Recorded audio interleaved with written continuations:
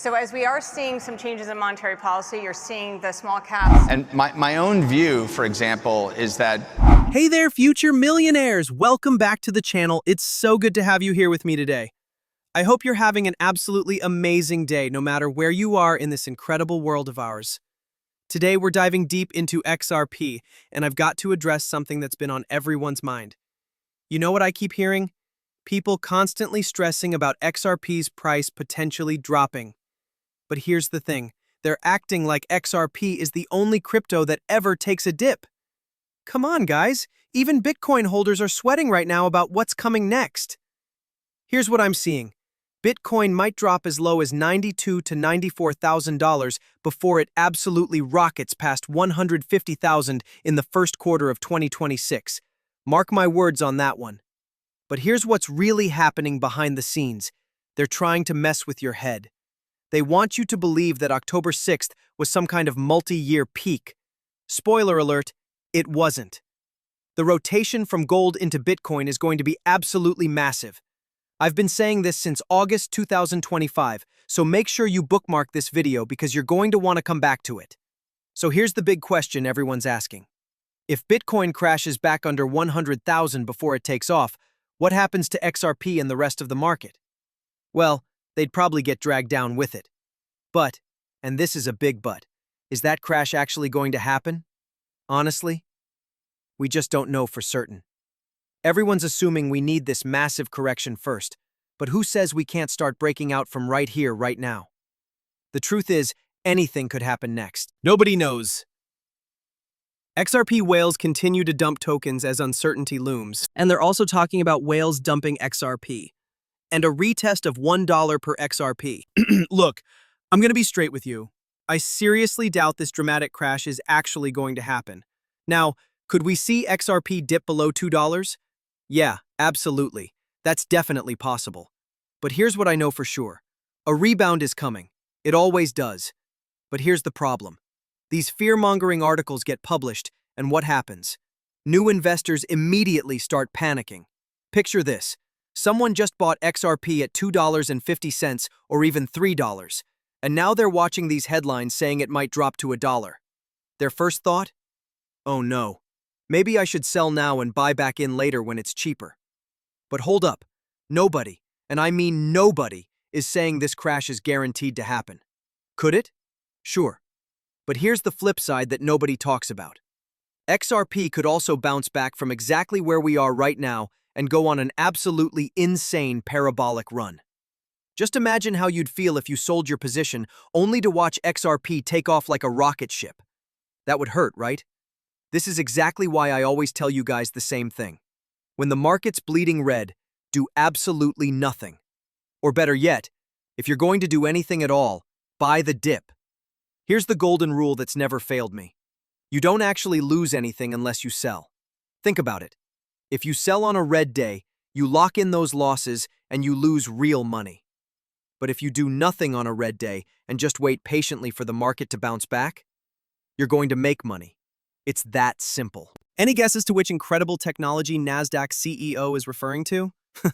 Take a listen to this. So as we are seeing some changes in monetary policy, you're seeing the small caps starting to lift up as well. But the rest of the market, in particular the large caps, have had an incredible environment around them. There is an incredible technology that is coming. It's on the scene. It's extremely early, but it's already having effect. I think that people, as a general thesis, tend to be very excited and enthusiastic early.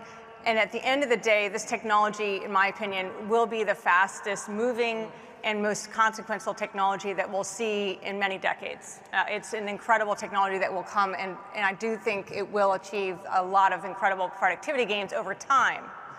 It takes time, though. Yeah. It's very early, and people get very excited, but the fact is that as we build out the infrastructure, the models are improving every single month, every single quarter. The way that the models are being able to be brought together now through agents and digital workers to be able to string together capabilities will drive productivity.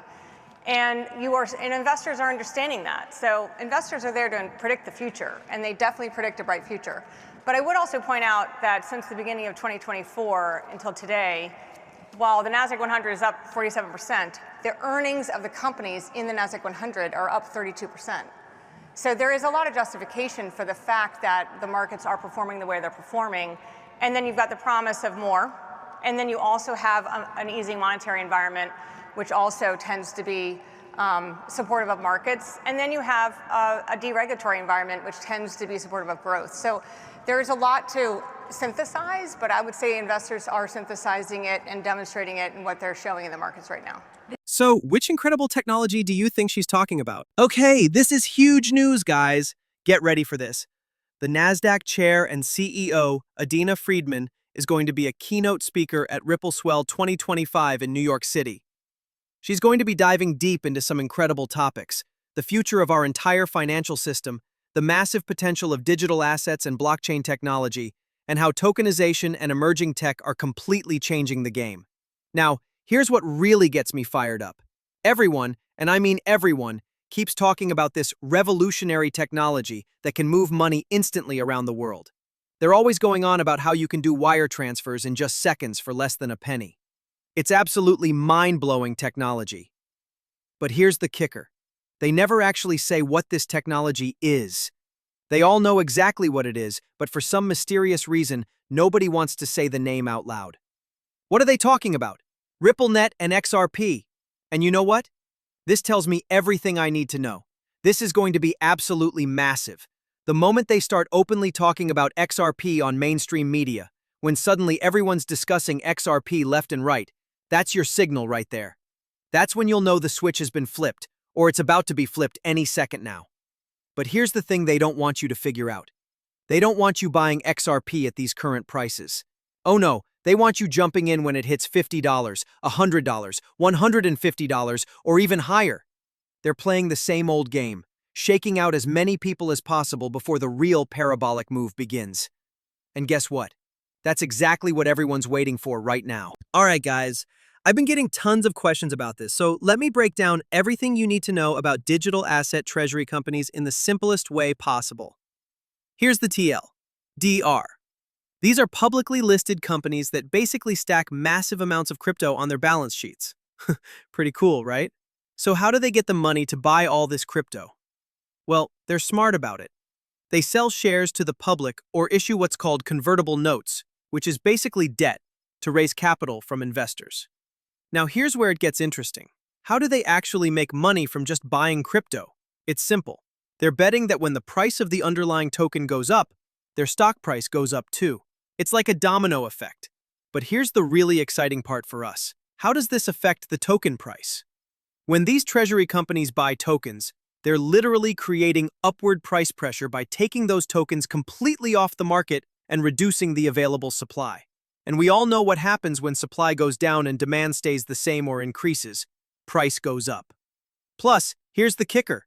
These treasury companies only buy the underlying token. They don't sell, so they're only creating upward pressure. Think of them as having the strongest diamond hands in the entire market. Now, when institutions and these treasury companies keep buying up XRP, they're going to lock it away for long, long periods of time. These aren't day traders, folks. They're not going to panic sell at $10, $20, or even $30. These companies are planning to hold for years and actually utilize XRP for its intended purpose. Some of them will literally use it to send money across borders. That's real-world utility right there. Look, if you think these institutions are going to come into this space, buy up massive amounts of XRP, only to dump it on us later, you're completely wrong. That's just not their game plan. Here's what you need to realize. The demand for XRP is going to keep climbing because of its actual utility. This isn't some meme coin. XRP has a real use case in the real world, and that changes everything. If you're holding XRP right now, let me tell you something. You've already seen what most people won't figure out until it's way too late. So congratulations! You're seriously ahead of the curve here. Anyone buying or owning XRP at these current prices, you're literally ahead of so many people it's not even funny. I'm telling you right now, there are going to be buyers coming in at $5, $10, $20, and they're going to be kicking themselves for not getting in earlier. You're going to see FOMO like you've never witnessed before in your life. Once XRP really breaks out, you're going to be so grateful you were buying at these prices instead of chasing it higher. And you know what's hilarious?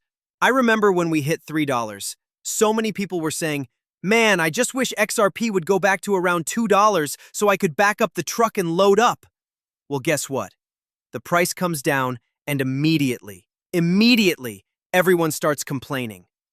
What's going on with XRP? Why isn't it going higher? What's taking so long for this thing to moon? Here's exactly what they do, and this is their playbook every single time. They bring the price down, then they make it go sideways for what feels like forever. All the frustrated, impatient people keep selling and exiting the market. Eventually, when enough people have thrown in the towel, they flip the switch and say, now it's go time. And boom, the market rebounds like crazy.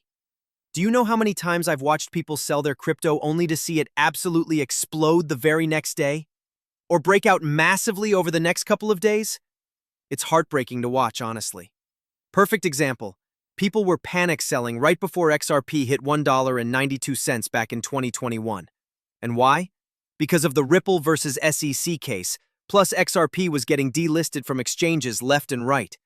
People kept panic selling, convinced that XRP was going to be deemed a security and crash to zero. But then what happened? The price absolutely broke out. Everyone who sold was regretting it big time shortly after. And here we are now with XRP trading between $2 and $3. Just wait until it really starts to break out. You haven't seen anything yet. I'm telling you, you are ahead of so many people. And this is what XRP is built to do. Take a listen to Circle's Jeremy Allaire here at the IMF. Why we need light touch regulation, because the technological progress is happening so rapidly. And my own view, for example, is that in 5 years' time, like the concept of a cross-border payment is going to sound like a cross-border email. Like when is the last time you sent a cross-border email? It doesn't even make sense. When all of these people had their SMS charges on their mobile phones in emerging markets, and then they all had WhatsApp and had free communications globally, they weren't asking anymore about data charges and their cell phone SMS. They didn't care what SMS was, it was gone. Yeah. And billions of people were communicating directly, freely. Yes. We're going through an exponential curve, and I think that the innovations are things that we haven't contemplated, and that's a good thing. That's actually a really good thing. I use the metaphor of mobile. We all remember for like 15 years, like there was everyone was trying to build the best mobile platform, and there was the Symbian phones, and there was the Palm Pilot, and there was the BlackBerry, and there was the Windows Phone, and they were all terrible. And like 100,000 people a year would get together in Barcelona and go to Mobile World Congress and say, we're inventing the future of this, that, mobile, and none of it worked. And there were billions and billions and billions of dollars from major communications companies, major device companies, and it all was terrible. And then you got a platform paradigm shift. You had a good operating system, iOS. You had good user experience modalities. And developers were given the freedom to innovate. They were given an open surface area where they could create things. And anyone could build an application.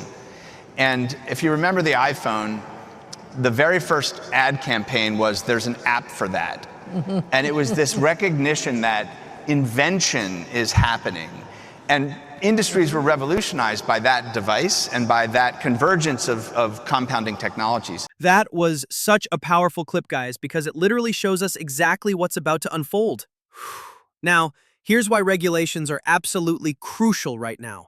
They're the missing piece that's going to unlock everything we've been waiting for. We are so incredibly close to seamless cross-border payments, it's not even funny. But here's the thing that's been holding us back. We're still stuck because of this massive lack of clear regulations. Think about it. Every single country needs to have some kind of regulatory framework in place. Without that, cross-border payments just can't work the way they're supposed to. It's like having all the pieces of a puzzle, but missing that one crucial corner piece, But here's the exciting part. We're almost there now. We're literally on the verge of this breakthrough, and once these regulations fall into place, everything is going to change dramatically. Once regulations finally come to the United States, it's going to be like flipping a massive green light switch. All these institutions that have been sitting on the sidelines are suddenly going to start building things out in a big way. And that, my friends, is what's going to lead us straight to mass adoption. Now, let me explain something really important about the XRP hoard. It's actually a brilliant distribution mechanism. Think about it like the ETFs we've seen with other cryptos. When XRP gets bought by these vehicles directly from Ripple's holdings, here's what's happening. That XRP isn't immediately hitting centralized exchanges. So you're not getting the buying pressure on exchanges. But here's the flip side. You're also not getting the selling pressure either. The real magic happens when you can find entities who genuinely want to hold XRP for the long haul. The more entities Ripple can distribute XRP to that have that long-term holding mindset, the better it is for everyone involved. And that's the key part right there. Can you find committed holders? Distribution is absolutely the name of the game here. Now, everybody's been talking about Ripple buying up all this XRP, and the big question is, where is it all going? A lot of people think it's heading straight to these major institutions. And honestly, some folks are convinced that all the available XRP is just going to vanish super quickly now. But here's what I think is really happening. Now, here's something really important that Ripple has been crystal clear about. Their objective has always been to maintain ownership of about 25% of the total XRP supply. This comes straight from documented sources, by the way. And honestly, I actually love the fact that Ripple's holding on to some of that XRP supply. Why? Because they're going to keep using it strategically. They're not going to flood the market and crash the price. Instead, they're going to hold it and use it for smart acquisitions and strategic moves. But of course, you see all this FUD spreading around and suddenly people are panicking like, oh no, what if Ripple just decides to mint more XRP tomorrow? Why are they even looking to buy back XRP? Guys, people just don't get it. There's no minting of new XRP happening. The supply is the supply, period. And actually, every time transactions happen, a tiny bit of XRP gets burned forever. For the longest time, people thought that's where the value was going to come from, this slow burning of XRP over time. But now we've got something way bigger happening. XRP getting locked away by treasury companies. This is a much bigger deal to me, guys. These companies could buy millions and millions of dollars worth of XRP and lock it away for 5 years, 10 years, or even 20 years. Can you imagine the impact on supply? And just wait until central banks start acquiring XRP, because I think they absolutely will. I believe they'll most likely get that XRP handed to them directly from Ripple.